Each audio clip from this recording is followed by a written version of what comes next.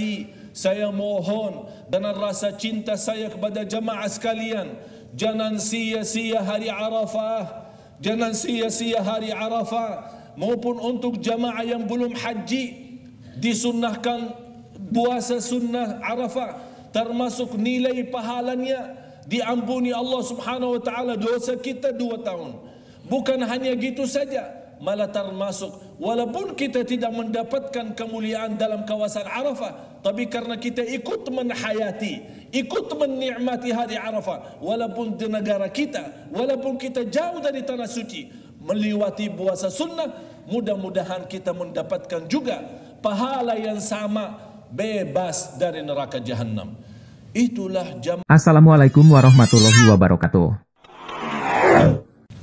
Ini Arafah ini sudah sendiri.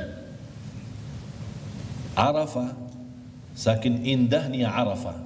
Dari bahasa kata Arafah, artinya boleh di kawasan Arafah kita mengenal Allah Subhanahu wa taala. Ta'aruf. Kalau kita ta'aruf antara kita, saling mengenal. Siapa nama, dari mana, itu ta'aruf. Tapi kalau kita di Arafah, kita berta'aruf sama Allah Subhanahu wa taala.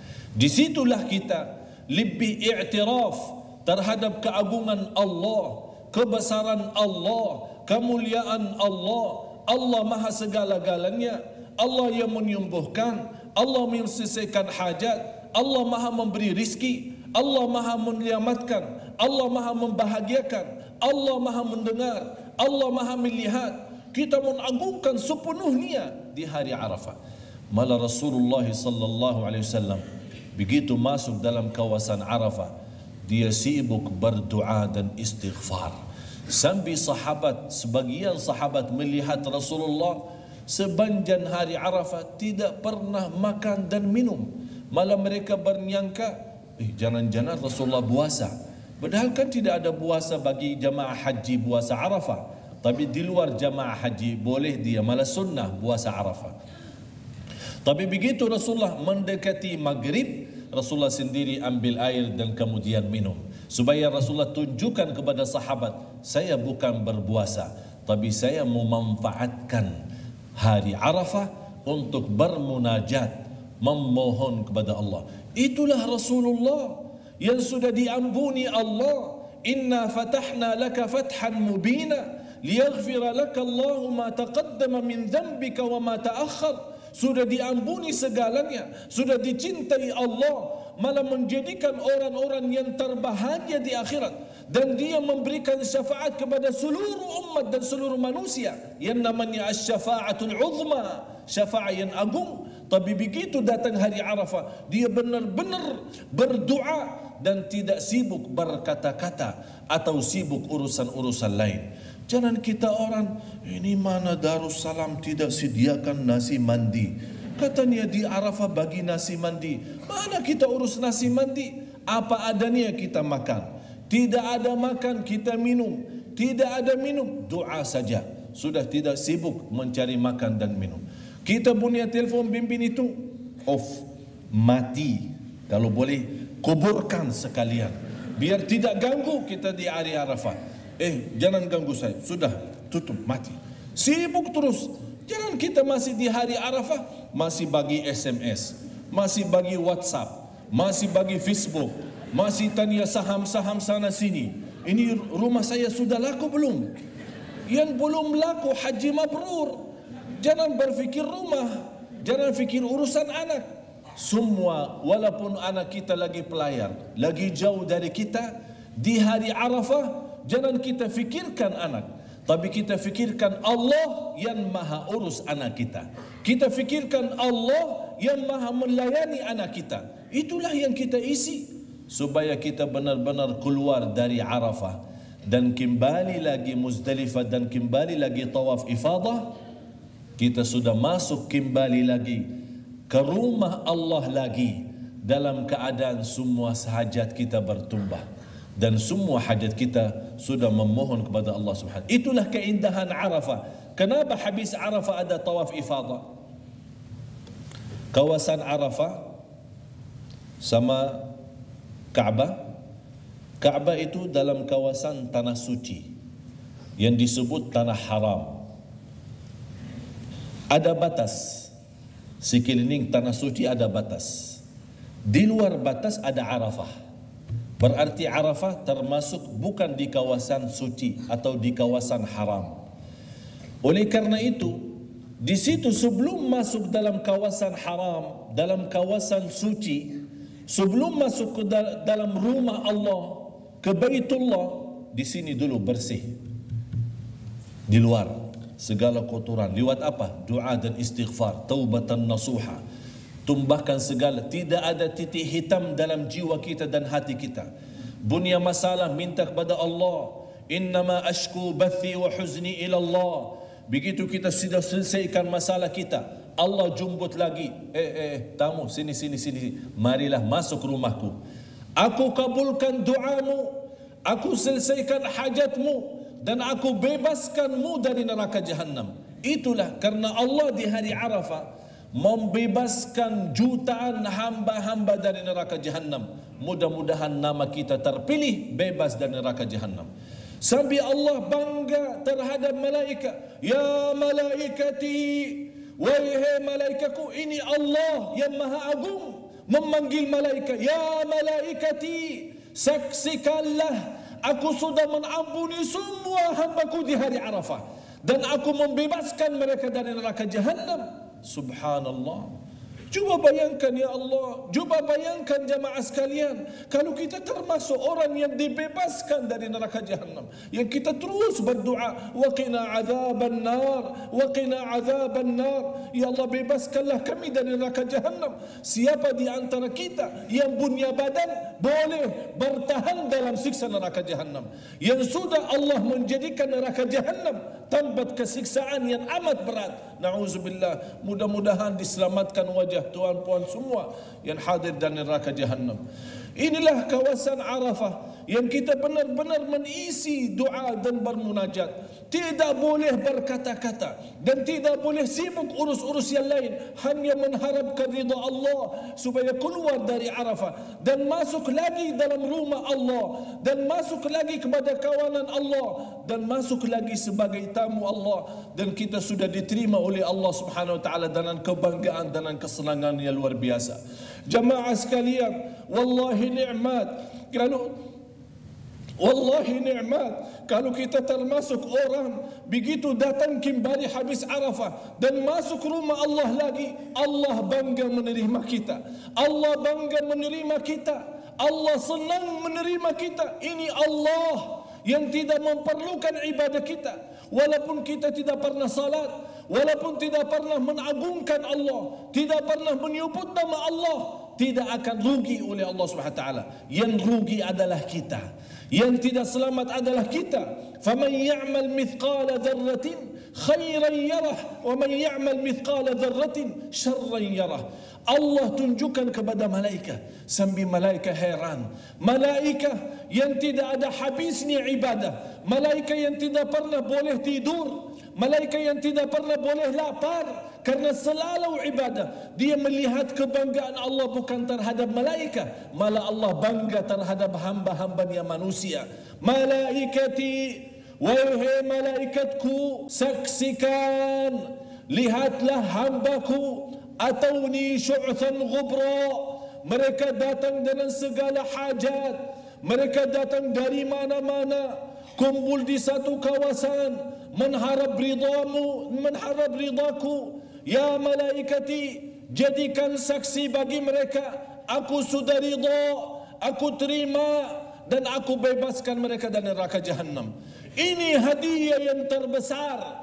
Kasihan seorang yang masuk dalam kawasan Arafah tapi dia sia-sia. Masuk kawasan Arafah tapi belum boleh kenal Allah. Masuk dalam kawasan Arafah tapi belum boleh bebas dari neraka Jahannam. Masuk dalam kawasan Arafah belum diampuni Allah. Na'udzubillah. Tanda haji mabrur kita kalau kita berhasil di hari Arafah.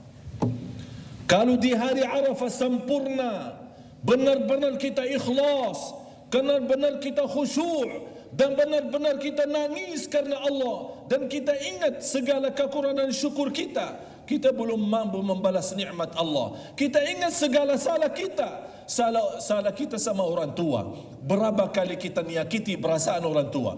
Berapa kali kita membuat ibu kita nangis. Berapa kali kita mengecewakan hati mereka. Itulah saatnya kita minta diampuni Allah di hari Arafah. Supaya kita masuk dalam Kaabah. Dan kita tawaf lagi ifadah. Sudah menjadi orang yang suci. Kembali ke negara Brunei semacam anak yang baru dilahirkan. Suci, sempurna, masih terisi dengan cahaya Allah, dengan berkat dan ridha Allah Subhanahu wa taala. Jemaah sekalian, saya mohon dengan rasa cinta saya kepada jemaah sekalian, jangan sia-sia hari Arafah, jangan sia-sia hari Arafah. Maupun untuk jemaah yang belum haji, disunnahkan puasa sunnah Arafah, termasuk nilai pahalanya. Diampuni Allah Subhanahu wa taala dosa kita 2 tahun. Bukan hanya gitu saja, malah termasuk walaupun kita tidak mendapatkan kemuliaan dalam kawasan Arafah, tapi karena kita ikut menhayati, ikut menikmati hari Arafah, walaupun di negara kita, walaupun kita jauh dari tanah suci, melewati puasa sunnah, mudah-mudahan kita mendapatkan juga pahala yang sama, bebas dari neraka Jahannam. Itulah jamaah yang bukan haji pun dia boleh menikmati haji, tapi di negerinya sendiri. Dia ikut menikmati hari Arafah. Malah Rasulullah sallallahu alaihi wasallam bersabda, "Ma min amalin ahabbu ila Allah min al-amali salih fil 'ashr al-awail." Tidak ada amal salih yang disayangi dan dicintai Allah sebagaimana amal salih yang ada di dalam 10 hari pertama bulan Dzulhijjah. Oleh karena itu disunnahkan bagi orang yang tidak haji, disunnahkan puasa, disunnahkan ibadah, disunnahkan baca Quran, bersedekah. Dia walaupun tidak berangkat haji, tapi baginya tanggal 1 Dzulhijjah sampai 9 Dzulhijjah, dia tidak masuk hari lebaran 10 Dzulhijjah, sudah benar-benar kita menjadi orang yang diterima amal ibadah. Allah paling cinta amal salih di setiap musim, tapi lebih cinta amal salih di 10 pertama bulan Dzulhijjah. Oleh karena itu, ini kesempatan bukan hanya untuk jamaah haji, malah kesempatan bagi orang yang bukan jamaah haji. Subhanallah, segitu murahnya Allah, segitu karunia Allah, segitu kasih sayangnya Allah. Masa kita orang-orang yang tidak boleh mendapatkan kasih sayangnya Allah Subhanahu wa taala. Rasulullah sudah menjelaskan, lallahu ashaddu farahan, lallahu arhamu bil abdi minal ummi bi waladiha. Allah lebih kasih sayang kepada hamba daripada ibu kepada anaknya. Kalau kita lihat ibu kita bagaimana ikhlasnya terhadap anaknya, bagaimana luar biasa sayangnya kepada anaknya, jauh lebih baik dan jauh lebih agung kasih sayangnya Allah kepada kita. Oleh karena itu, kita datang ke kawasan Arafah dan kita datang ke tanah suci dengan rasa rindah hati. Kita tunjukkan kemiskinan kita kepada Allah. Jangan sampai sia-sia jamaah sekalian. Jangan sampai sia-sia jamaah sekalian, supaya kita benar-benar termasuk orang yang mendapatkan surga Allah bersama Nabi Muhammad sallallahu alaihi wasallam. Saya tidak mengharapkan tuan dan puan masuk surga begitu saja, tapi yang saya selalu mendoakan, mudah-mudahan masuk surga bersama Rasulullah. Jadi tidak boleh belakangan, bersama Rasulullah, terpilih masuk surga bersama Rasulullah SAW. Itulah kesempatan yang 10 pertama bulan Dzulhijjah. Apalagi bagi jamaah haji.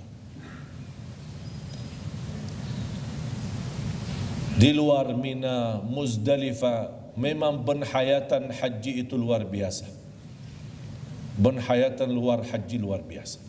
Dan boleh kita mendapatkan perubahan dalam jiwa kita, kalbu kita dan kehidupan kita dunia akhirat. Pertama, nawaitu, mau apa untuk haji tahun ini? Mau jadi habis haji insani yang benar-benar diridai Allah, Jamaah sekalian, kalau saya sebutkan ridha Allah, ini sebuah karunia yang lebih tinggi balasannya daripada surga sendiri. Ridha Allah itu lebih tinggi balasannya daripada surga sendiri.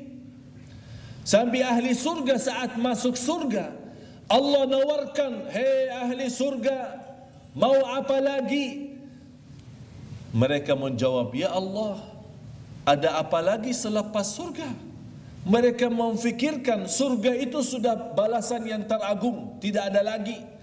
Kata Allah, aku ridha terhadapmu dan terhadap kamu dan tidak akan murka selama-lamanya.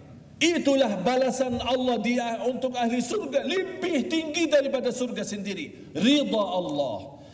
Kalau jamaah sekalian, terutama jamaah haji, kalau boleh mendapatkan ridha Allah, demi Allah, demi Allah, demi Allah, beres dan bahagia dunia akhirat. Jangan fikirkan lagi masalah. Kalau sudah dapat ridha Allah, jangan fikir susah lagi. Karena Allah sudah ridha. Kalau Allah sudah ridha, ibadah kita indah. Kalau Allah sudah ridha, ibadah kita terkabul. Kalau Allah sudah ridha, terjamin selamat dan bahagia.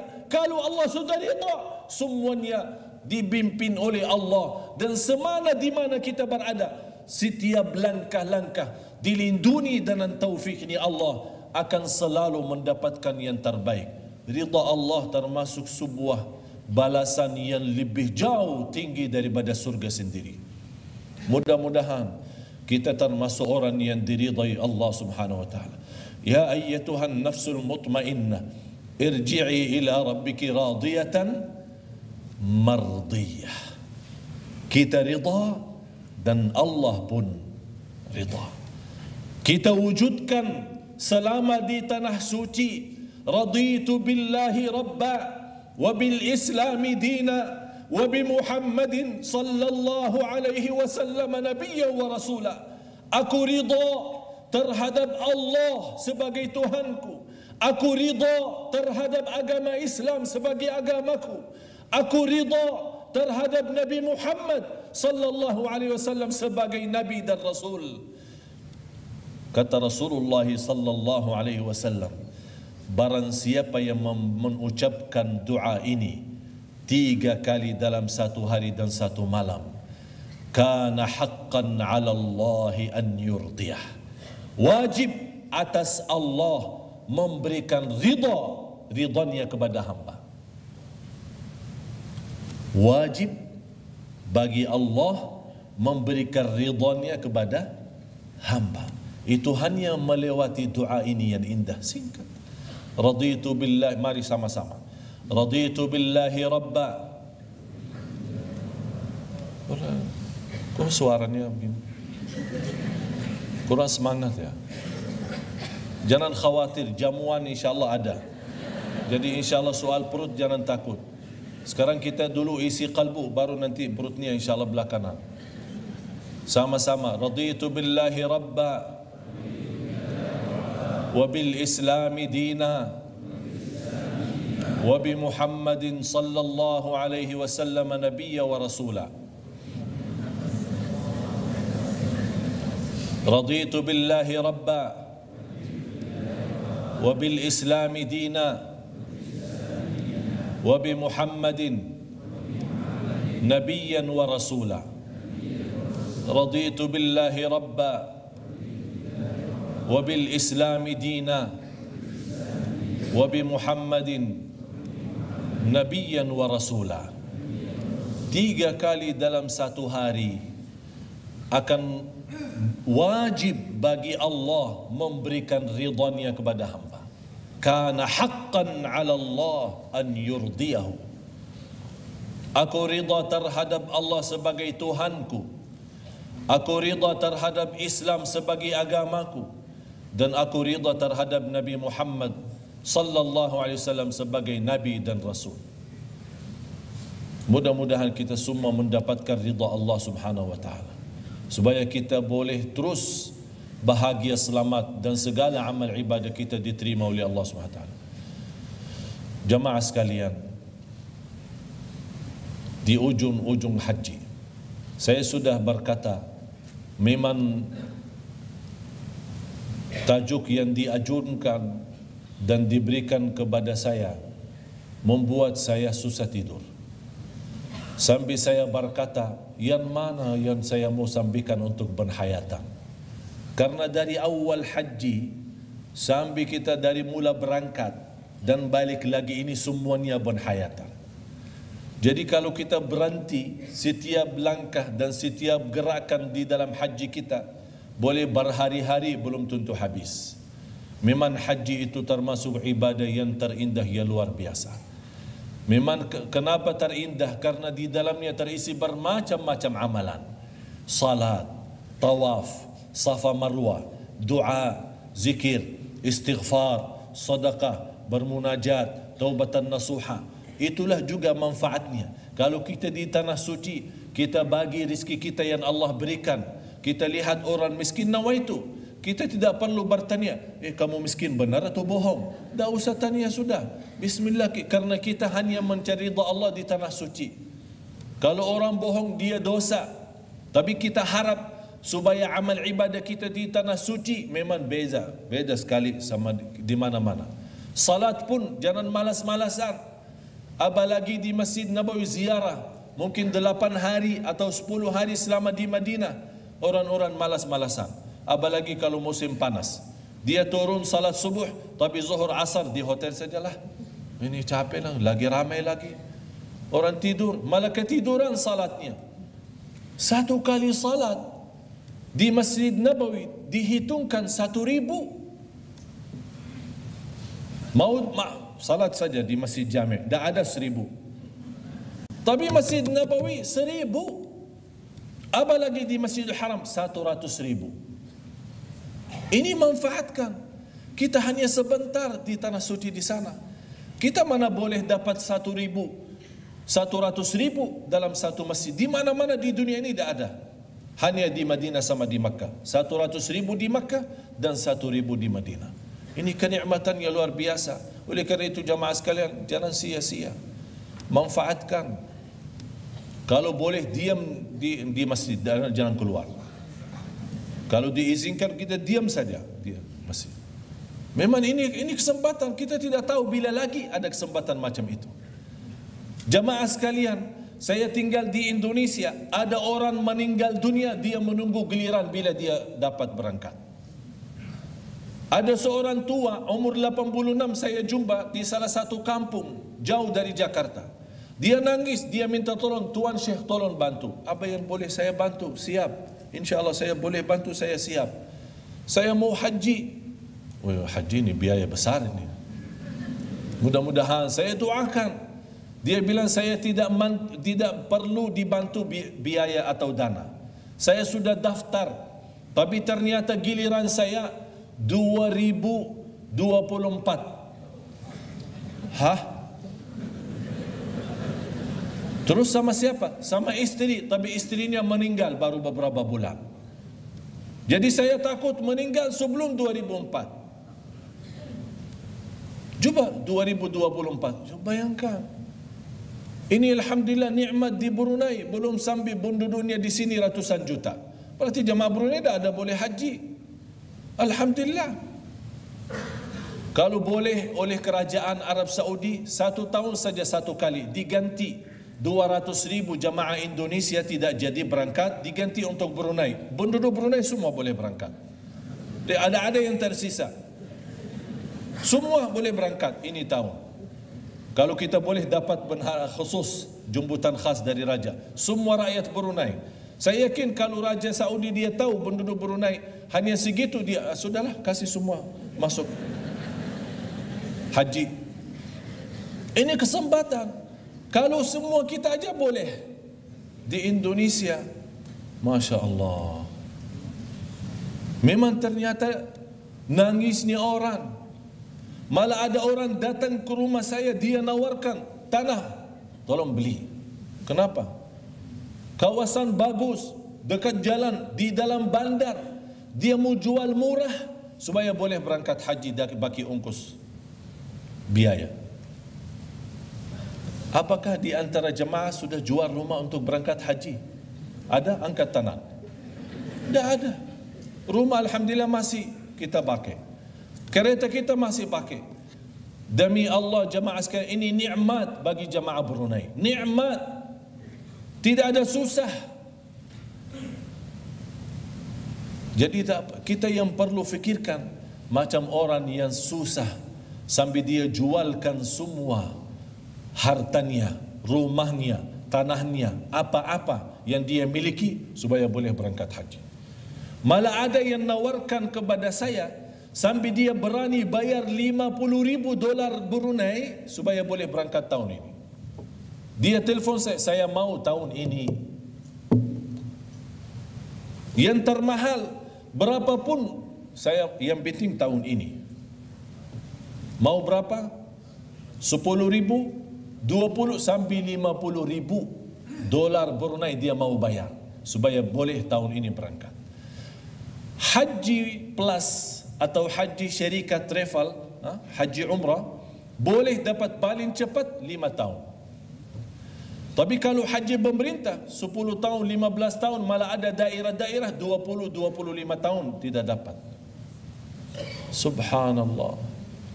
Seumur hidupnya. Oleh kerana itu kalau kita perhatiin jemaah haji Indonesia rata-rata sudah tua. Datang dia konjeng istrinya berlangkah-langkah sudah. Mau mati sudah, husnul khatimah. Dia datang karena sudah sepanjang umurnya 80 tahun dia kumpulkan biaya haji. Padahal biaya haji berapa? Tapi subhanallah, walaupun di Brunei lebih mahal, tapi kita masih boleh dan sanggup. Ini nikmat.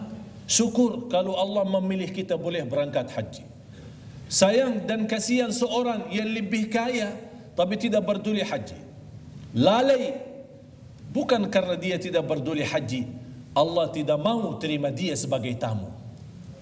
Allah tidak mau menerima dia sebagai tamu Allah. Yang kasihan bukan Allah, yang kasihan dia. Yang dia belum tahu bagaimana kemuliaan haji.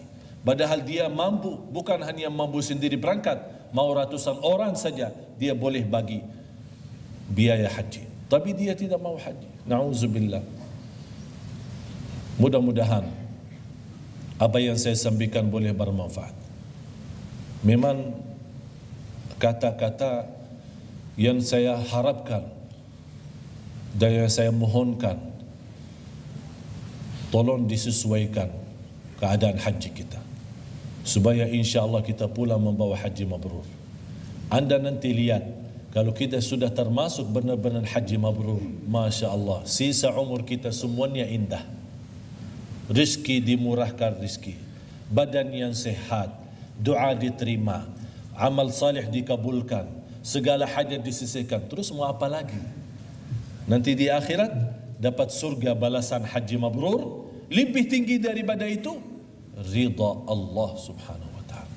Terima kasih atas perhatiannya. Semoga apa yang saya sampaikan bermanfaat. Dan maklumlah kalau ada kata-kata yang tidak sesuai atau salah-salah ucapan dalam kata-kata saya, maklumkan saya Ustaz ekspor impor. Ya. Terima kasih. Wabillahi taufiq wal hidayah. Wassalamualaikum warahmatullahi wabarakatuh.